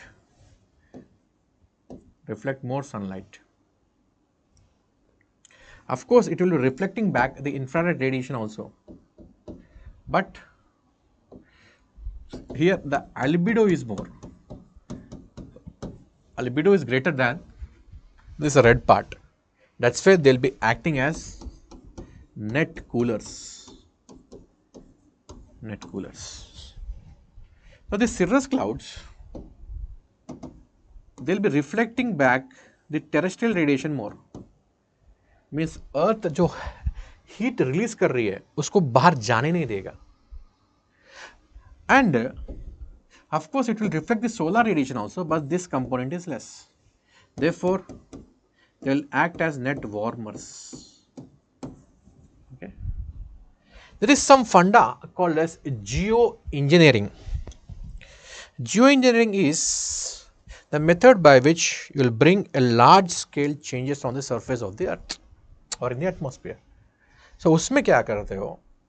You will be spreading these clouds. You will be making these clouds more thinner. This is called as the spreading of the cirrus clouds or the thinning of the thinner clouds. इसको basically बिछा देते हैं, थोड़ा spread करते हैं. जब इनको spread करेंगे ना, their albedo will increase. Means they will be reflecting more sunlight. They will not allow the sunlight to fall on the surface of the earth. So that is when they can become net coolers. Understood? So this is how they will work.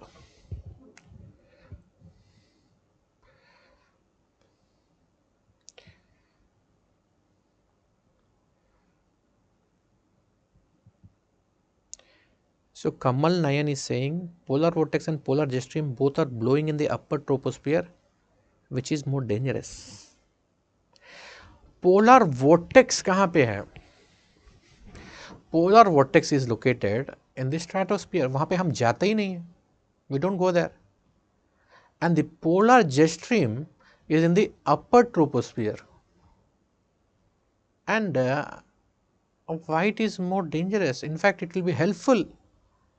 It will be helpful in navigation. Means the polar jet stream has a speed of around 400 km per hour. In fact, they will be helping the planes to increase their speed. Because plane का average speed होता है like 500-600. अगर वो jet stream में flow कर रहा है, then its speed will be increased to 1000 degrees centigrade. Sorry, 1000 km per hour. So it will help you save the fuel. So dangerous नहीं है, helpful है. अब कैसे यूज करोगे उसके ऊपर डिपेंड होगा ना. ऑफ कोर्स डेंजरस भी हो सकता है. आप प्लेन लेके गए, आपको चलाना ढंग से नहीं आता, आप जिगजैग वे से चला रहे हो, देन उस स्पीड में 400 किलोमीटर पर आवर में वो प्लेन बह भी सकता है. Right.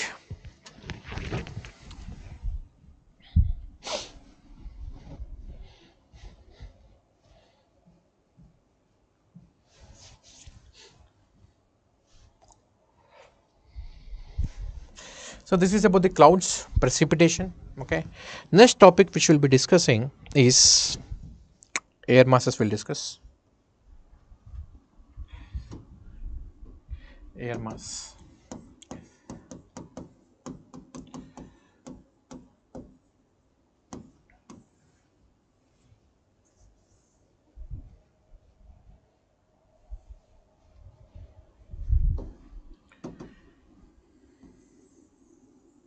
So this is the earth. If I am putting these air masses, okay, on the surface of the earth, they will have this large extent. They are this large in size. Means they have a scale of a planet. Means like 4 to 5 air masses can cover the entire one surface of the earth. So air masses are those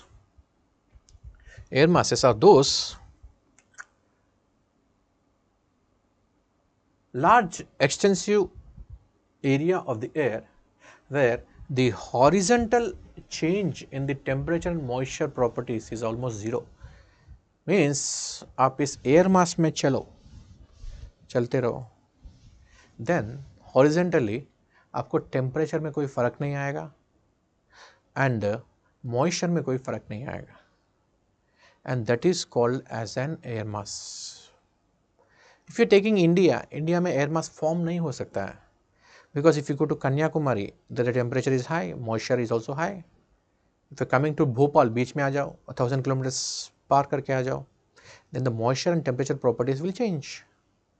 And so, for the air mass to be formed, there are certain criteria, there are certain properties. So, for the air mass to be formed, conditions is, first one, the area should be homogeneous.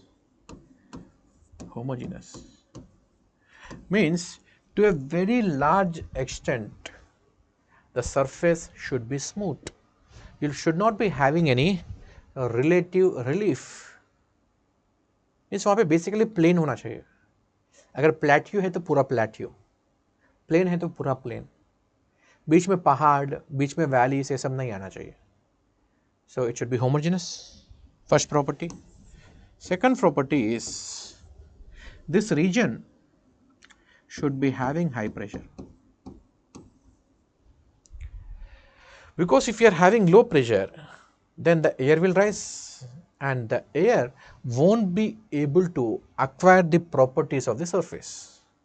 So that's why the region should be having high pressure. So these are the conditions for the formation of the air mass.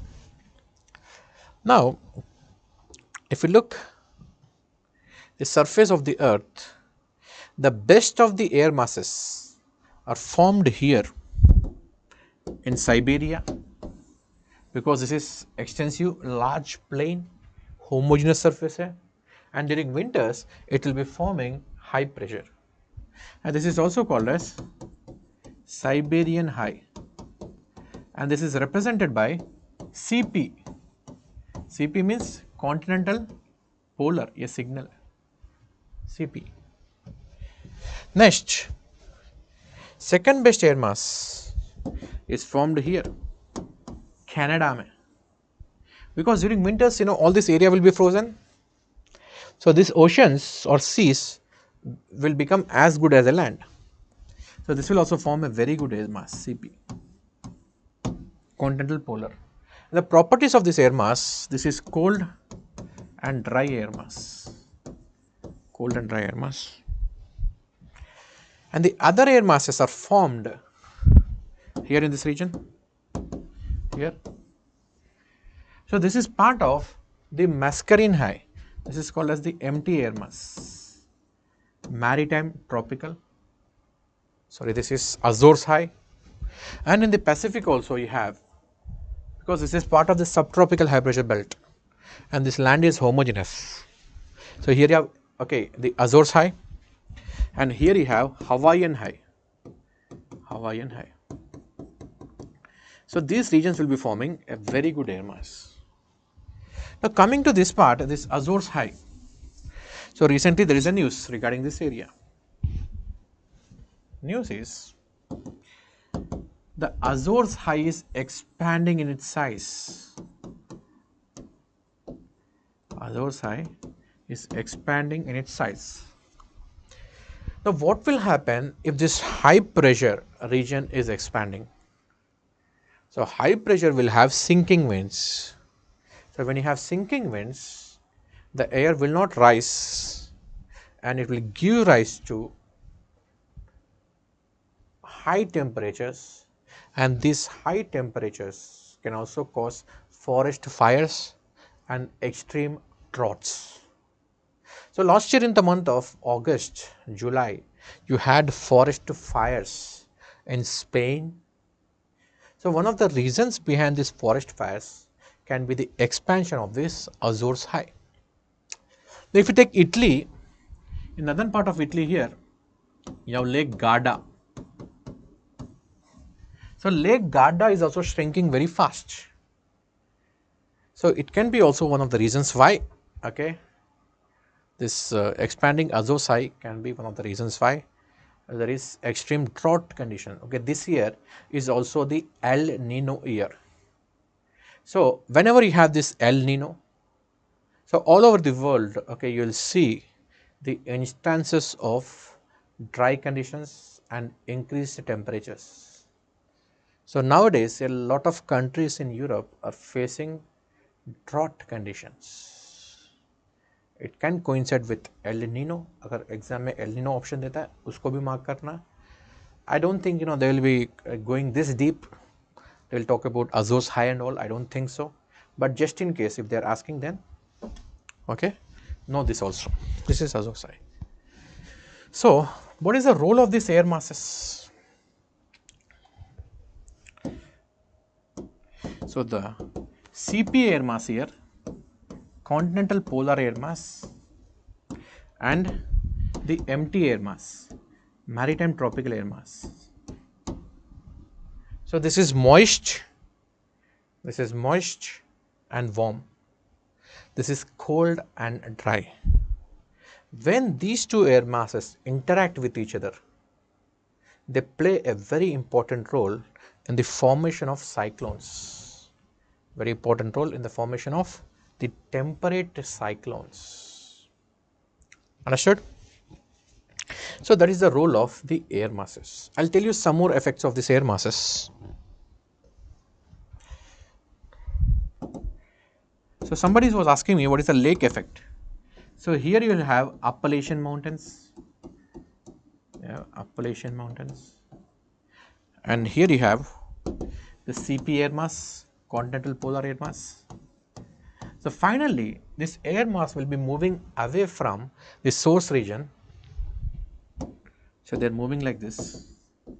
While moving from the source region, they will pick up moisture from these Great Lakes, because Great Lakes are comparatively warmer, because during winters the temperature of the lakes will not fall that much.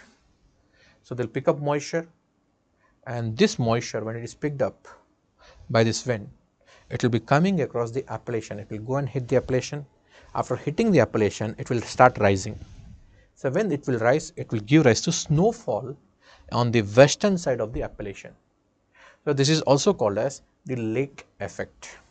Okay, so this is one of the effects of the air mass in this region. So one more effect of this air mass is also called as Arctic smoke. So when this air mass is, when it is moving over the Arctic is the ocean. So ocean will be having moisture.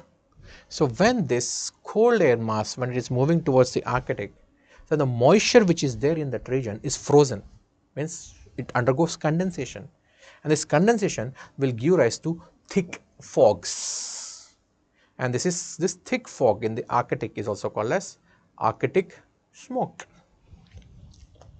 Some more effects. Are you able to follow me? Are you able to understand? Because I don't think many people are here. Are the topics getting complicated?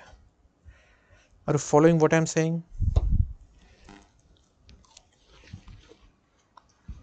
बताओ.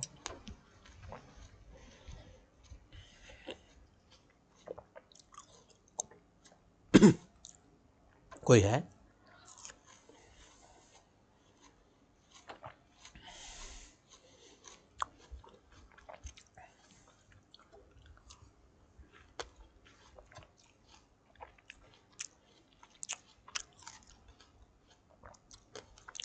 Okay, Praful Kundan, good.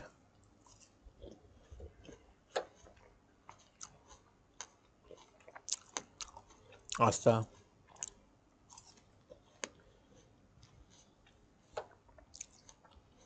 Okay, good.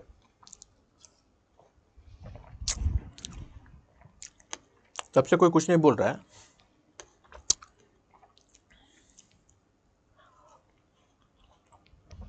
Mixing of the air masses again I will discuss, because anyways I have to discuss temperature cyclone, bomb cyclone discuss करूँगा.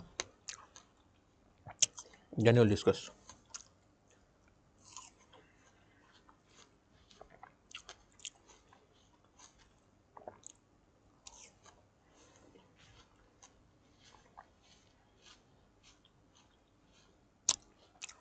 We'll not take a break now.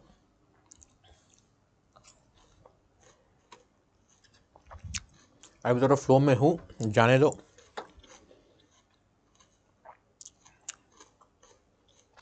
Don't know when I will collapse. Let's see. One more very important thing here. Effect of the air mass on the climate. See, here you have empty type of air mass. This is maritime tropical. It's also called as Hawaiian high air mass. Hawaiian high. So during summers, what happens is that during summers, this entire region, will develop low pressure because it is part of subtropical low pressure belt. Subpolar low pressure belt का part ही है. The summers may will develop low pressure. So from this high, the winds will be moving towards this low. थोड़ा घूम के जाएगा because of the Coriolis effect. It will move like this. So when it will be moving now, it will be giving rainfall along the East China Sea and along the South China Sea. So along the East China Sea, when it gives rainfall, it creates Laurentian type of climate. Along the South China Sea, when it gives rainfall, here it will be creating China type of climate. China type of climate. See, both the Laurentian and China type of climate, both are the monsoonal variants. What is monsoon? Seasonal reversal of the wind is called as monsoon. Both are monsoons, but Laurentian is little bit on the low temperature side. It's cooler, and China type is little bit on warmer side. Both are same, and this effect is created because of the air mass. So this is how the air mass is creating some climatic conditions also.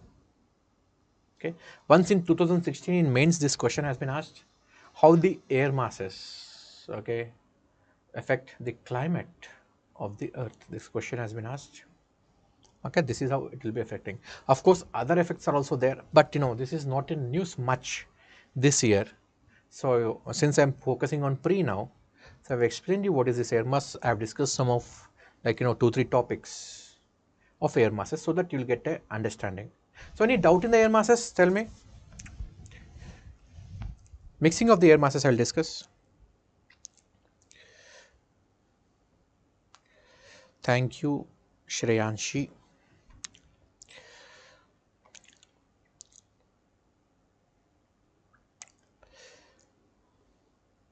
I take geography optional also. Okay, if anybody is getting interested in geography optional, na, you can contact. So things will be explained in more elaborate way.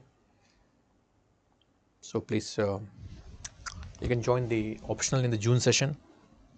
The geography is not that boring as you think. It's very interesting.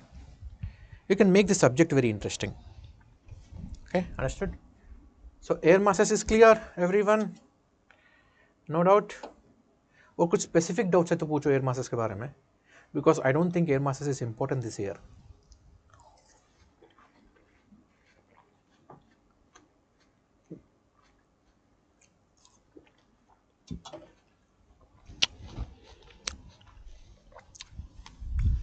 So next, we'll discuss what is upper tropospheric circulations. Upper tropospheric circulations.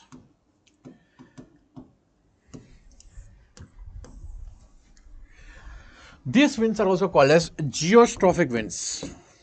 They are also called as geostrophic winds. So geostrophic winds are such winds which blow 90 degree to the PGF. In white you have PGF, that is pressure gradient force. The pressure gradient force इस तरफ है, means high pressure is located here and the low pressure is located here. See, I am explaining you very simple language because in NCERT if you see the same regarding geostrophic winds you will be highly confused. बहुत simple way में बताता हूँ. So PGF is pressure gradient. Pressure gradient means difference in the pressure. So it is from high pressure to low pressure. So naturally wind किस तरफ move करना चाहिए? It should move along the PGF. But when the height is increasing in the upper troposphere, the friction is so low that the speed of the wind increases. When the speed of the wind increases, the Coriolis force is directly proportional to the speed. So जितना ज़्यादा Coriolis force होगा, उतना ही deflection होगा. So in the upper troposphere, that is at the height of 12 kilometers on an average, the speed of the winds is very high. The Coriolis deflection is also very high. So in the northern hemisphere, the deflection is towards right. So that's why you have these winds moving perpendicular to the PGF. And such winds are called as geostrophic winds. Understood? I'm not making this topic complicated. I'm simplifying this topic. Okay. Yes, Arindham, Mondal, you're right. Both the Laurentian type of climate and China type of climate are monsoonal variants.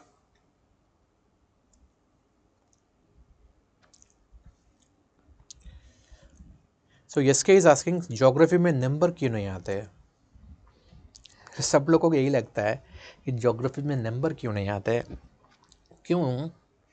C geography बहुत सारे लोग थे, सही 2011 से लेके 2011, 12, 13, 14, 15, 16 भर के लोग थे ज्योग्राफी ऑप्शनल में. तो क्या हो रहा था over a period of time? Competition बहुत बढ़ गया. जब कंपटीशन बढ़ता है ना, सो आपका कॉम्पिटिटर आपसे ज़्यादा लिख रहा है. जब आपका कॉम्पिटिटर ज़्यादा लिखेगा देन आपको भी ज़्यादा पढ़ना पड़ेगा. उससे क्या होता है? सिलेबस बड़ा हो जाता है. Syllabus becomes more because you have to read extra content to have edge over the others. तब क्या होता है? Obviously number of failures will also be more. For example, मुझे रैंक नहीं आया, मैं किस पे ब्लेम करूंगा? ज्योग्राफी को ब्लेम करूंगा. अरे यार, ज्योग्राफी की वजह से मुझे मार्क्स नहीं आए. और if you are not getting a very good rank, then again obviously you'll be blaming optional subject. And geography was generally taken, अभी तो बहुत कम लोग लेते हैं, पहले geography was generally taken by those people who are coming from engineering background, and engineers know how to crack the examination. उनको सारे cheat codes पता है. So generally so called the smart people used to take the geography optional. So that's why if you have to compete with those people, of course you have to study more, and if they are writing better answers, then your marks will be less. So that's why the people who are not scoring that much, or the people who are not getting ranks, so they used to blame geography. Easy bait mil gaya, matlab because we have a problem, we have this tendency, habit of blaming something or the other. So optional ko blame karte hain. But now, because since this rumor has been spread that geography में marks नहीं आते, तब से क्या हो गया? लोग कम हो गए. आजकल आपको ज़्यादा लोग किस में मिलेंगे? Sociology, political science, anthropology. So in this optional subjects you will find more and more people. So future में इन subjects का भी हालत यही होने वाला है. Competition will increase, syllabus will increase. You have to study more and more, and number of failures will also be more. Obviously not everyone who is writing the mains, out of 10,000 people who are writing the mains, only finally 1,000 will be selected, and us 9,000 so called failures who did not get into the final list. So obviously from that, the popular option subject people will be more. So what they will blame? They will blame the optional subject. So earlier it used to happen with geography, but nowadays competition in geography has decreased a lot. Less number of people, आपके आसपास भी देखते हो बहुत कम लोग लेते हैं geography optional. So this I think this is a golden opportunity. अगर आपके पास अच्छा टीचर है पढ़ाने वाला, ओके, आपका अच्छा गाइडेंस मिल रहा है, तो चीज़ों को कोई सिंप्लीफाई कर रहा है अच्छी तरह, then I think, if you have the aptitude, again, let me tell you, you should love the subject, you should have that aptitude towards the subject. And obviously, okay, you can score well in geography. आप rank लेके आ सकते हो geography में. So this is what my opinion is, honest opinion. Okay, understood? So Ritika is asking why the wind is moving perpendicular to the PGF. अभी तो बताया मैंने पूरा, फिर से वीडियो सुनना. These are called as geostrophic winds. And since these winds are flowing in the upper troposphere, they are also called as upper tropospheric circulations. So basically in the upper troposphere, at the height of around 12 kilometers, the winds are moving in this direction. Winds are moving towards east from west. That's why these winds are also called as upper tropospheric westerlies. Upper tropospheric westerlies. Now, the speed of these winds cannot be same everywhere. These are flowing everywhere. The speed of the winds cannot be high everywhere because you have this meridional cells also. You have these three cells. So between the gap of these cells, you have this jet streams flowing. The jet streams are nothing but these are the upper tropospheric westerlies which have very high speed. So at the latitude of 30-35, you have subtropical westerly jet stream. At the latitude of 50-55, you have this polar jet stream.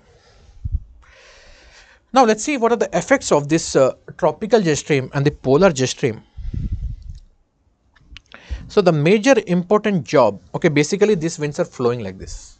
So this is how the subtropical westerly jet stream looks like, and this is how the polar jet stream will be looking like. So if you look at the definition of this jet stream, so these are nothing but these are the winds, these are the rivers of winds which are flowing in the upper troposphere on average at a height of 10 to 12 kilometers, having a width of hundreds of kilometers, having a length of thousands of kilometers. They circumnavigate the globe and they have a height of 1 or 2 kilometers. And the wind speed can range between 150 to 400 kilometers per hour. Now, if you are using these jet streams, if you are traveling in these jet streams, then we can increase the speed of the plane. And one of the important job of this jet stream, that is the polar jet stream, is it will be keeping this, just now we are discussing polar vortex also. So this will be keeping this colder air towards the polar region and warmer air towards the tropical region. And if this jet stream is meandering too much, ये कुछ ज़्यादा meander करेगा, तो क्या होगा? Then warm air उधर जाएगा, cold air इधर आएगा. I'll show you how.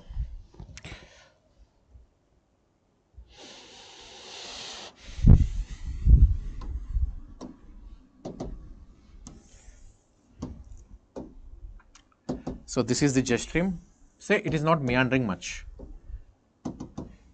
So he will be having cold air here, and here will be having warm air. Now take a condition when this jet stream is meandering. Jet stream is meandering like this. So this warm winds, warm air will be moving towards the polar region,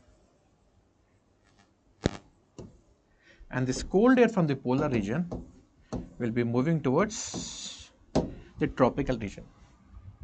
So this is the way by which the jet streams play a very important role in the balance of the heat on the surface of the earth.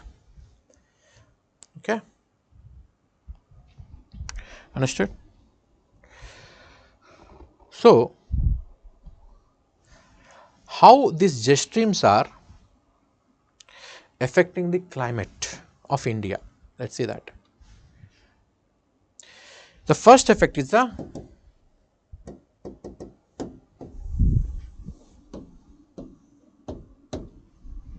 this is subtropical westerly jet stream. So this subtropical westerly jet stream will be bringing and dragging the cyclones, dragging the temperate cyclones from the Mediterranean region, and it will give rainfall in the western part of India. It will give rainfall here. So since this rainfall is coming from the western region, it's called as the western disturbance. Now, these western disturbances, okay, the rainfall keeps on decreasing while you're moving towards the east. And finally, these two branches will be meeting in East China Sea. दोनों यहाँ पे मिलेगा. So this is how they are causing the western disturbance. Sometimes, if the jet streams meander too much, they'll also pick up moisture from the Caspian Sea. Because in this website of IMD, it is also mentioned that these western disturbances also bring the temperate cyclones from the Caspian towards India. This is the first effect. The second effect is, so these jet streams, they create high pressure over India. So when it is split into two branches, because of the Himalayas, they are split into two branches. So when it is split into two branches, it will be creating high pressure on India. And this high pressure will not allow the southwest monsoons towards India. Okay. Now, as the summer is approaching, this jet stream will shift towards the northern hemisphere. Will shift above the Himalayas. You will not have any southern branch anymore. So because of this, there is a sudden burst in the monsoon. So they are responsible for a phenomena called as sudden burst in the monsoon. Second effect of the jet stream. Actually, there are various theories of the monsoons. So one of the theories of the monsoon is this sudden burst because of the shifting of this subtropical westerly jet stream.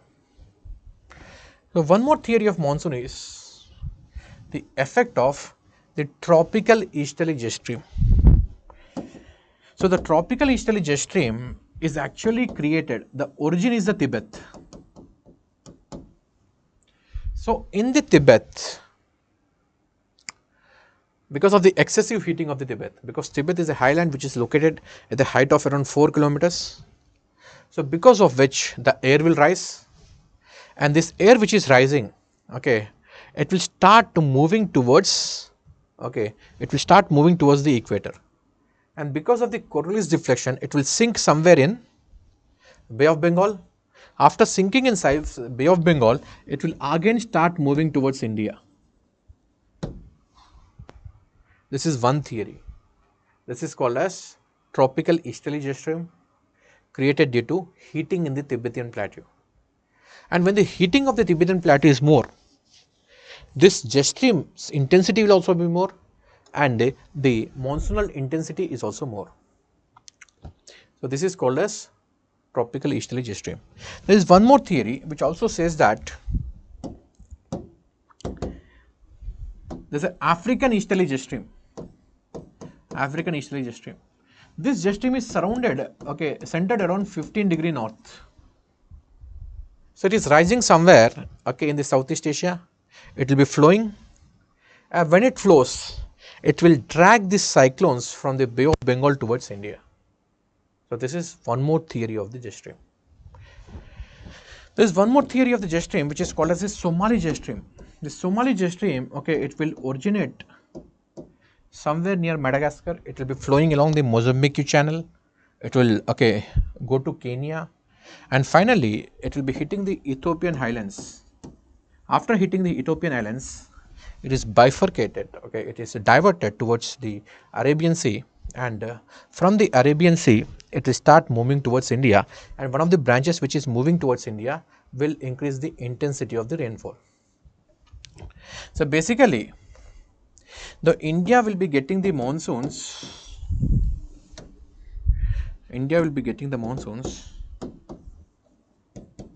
from Mascarene High So from the Mascarene high, the trade winds will be moving towards the equator because the deflection of the winds in the southern hemisphere is towards left. So when they come to the northern hemisphere, the deflection is towards right. And this is how the southwest monsoons are originated. Now I'll discuss what is this Indian Ocean Dipole, IOD kya hai. So just now while discussing the trade winds, I also told you that the western side of the oceans will be having warm waters and the eastern side of the oceans will be having the cold waters. So this is called as positive IOD. This is called as positive Indian Ocean Dipole. So when these winds are moving, when you have these warm waters, the evaporation will be more. When the evaporation will be more, these winds which are coming towards India will carry more moisture, therefore you will be having more rainfall. So in the negative Indian Ocean Dipole, what happens is that instead of this warm pool, you will be having cool pool. Okay, so cool waters will be formed here. Here will be having cool waters. On the other side, you will have warm waters. So when the winds are moving towards India, so the winds will be carrying less moisture. So because of which, the Indian monsoons will be weakened. So during negative IOD, we'll be having less rainfall. Now let's discuss what is this. El Nino and La Nina also. So in this region, the trade winds are blowing very furiously. The trade winds will be blowing. Again, the warm waters will be piled up here. When the warm waters are piled up here, the air will be rising here. Air will rise, and here clouds will be formed. Therefore, it will give rainfall. It will give rainfall in Australia. Along the Australian coast, में rainfall होगा यहाँ पे. That is eastern side of the continents and western side of the oceans. In the same fashion, the cold waters, because of upwelling, will be having cold waters here. So when you have cold waters, you'll be having sinking air. So when you are having sinking air, so here you'll be having droughts. You'll be having a drought condition. So this is what normally happens. This is a normal cycle. Sometimes what happens is that the speed of the trade winds is very high. When the speed of the trade winds is very high, this pool will become larger. When this pool will become larger, means more warm water will be piled up here, because of which more evaporation will be taking place. So more clouds will be formed, and instead of rainfall, you will be having floods in Australia. And more upwelling will be taking place off the coast of Peru, and more cold waters will be piled up. When more cold waters will be there, more sinking of the air will be taking place. When more sinking is taking place, extreme droughts hoga. Okay. So this is called as the La Nina effect. So La Nina में यहाँ पे floods आएंगे, यहाँ पे extreme droughts होगा. Now let's see what is this El Nino. So during El Nino, the speed of the trade winds is not much. In fact, you have a wind called as equatorial westerlies. Trade winds इस तरफ से आना चाहिए. Trade winds are supposed to come from this direction. They're supposed to get the warm waters here. But this is not happening. उल्टा equatorial westerlies flow कर रहा है. When the equatorial westerlies are flowing, the warm waters are piled up here. उतना ज़्यादा नहीं, थोड़ा बहुत. Warm waters are piled up here. And here, cold waters are piled up. थोड़ा बहुत. So Australia, instead of getting rainfall, it will have droughts. Extreme droughts आएगा Australia में. Extreme droughts के साथ साथ excessive dryness in Australia will also lead to a lot of fires, forest fires. Now Peru में क्या हो रहा है? पेरू में जनरली ड्रॉट होना चाहिए, लो रेनफॉल होना चाहिए, बट यहाँ पे थोड़ा बहुत गर्म पानी आ गया, warm waters. So because of this warm waters, so air will be rising and rainfall आता है, but this rainfall is resulting into floods. Because Peru में ज़्यादा रेनफॉल जनरली नहीं आता है. अगर थोड़ा बहुत भी यहाँ पे रेनफॉल आ गया, that will lead to the situation of the floods. So, you will have flooding in Peru. So, this is called as the El Nino situation.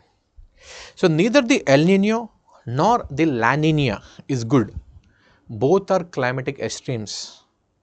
So, in 2020, 2021, 2022, we had La Nina, and during La Nina, India will be having good amount of rainfall. And this year, अभी 3 साल आ गया La Nina, अभी इस साल El Nino है. So, El Nino में generally you will be having high temperatures, and India will face a drought this year. I guess this year India will face severe drought. अब अभी मई आ रहा है, जून आ रहा है, देखो, एंड जून, जुलाई, अगस्त, सितंबर में देखो बहुत कम बारिश आएगा. अगर this El Nino, La Nina generally they should be for 6 months, 7 months. If they are continuing for a long time, then it is called as El Nino or La Nina episode बोलते हैं. अगर short time period के लिए it is called as event, long time period के लिए it is called as episode. Okay, understood. And the Indian monsoons can be affected by all of this simultaneously. ऐसे नहीं कि एक साल ये हो रहा है, एक साल हो रहा है, सब कुछ एक साथ भी आ सकता है. So this is the role of the jet streams, effect of El Nino and La Nina on Indian monsoons. Okay, now we'll discuss little bit of this current affairs. थोड़ा बहुत discuss करूँगा, बीच में locations भी discuss करूँगा, because enough of the theory is done. What do you think? जो भी मैं theory बता रहा हूँ, is it helping you guys? Because this theory is the things which I'm talking about now, these are all like usual things. You guys must have done all these things before. So I thought, along with this, I'll start the current affairs also, but time sufficient नहीं हो रहा है. ENSO, what is Praful is asking, what is ENSO? ENSO is El Nino La Nina Southern Oscillation. ये जो El Nino La Nina का बीच में जो ये what variations होते हैं ना, इसको बोलते हैं ENSO. Now what is this El Nino Modiki? So El Nino Modiki is the El Nino like event. It's a El Nino like event in the northern part of the Pacific. So this is there in the northern part of the Pacific, where around Hawaii you'll be having rising air. यहाँ पे air rise करेगा, यहाँ पे warm waters है. And here off the coast of Japan, here you'll be having sinking air. Okay, this is called as El Nino Modoki. And this is also called as triple El Nino or triple La Nina भी बोलते हैं इसको, because instead of creating one single cell, you are having two cells here. So 3 है यहाँ पे. At 2 places you have sinking limbs, at 1 place you have a rising limb. Understood?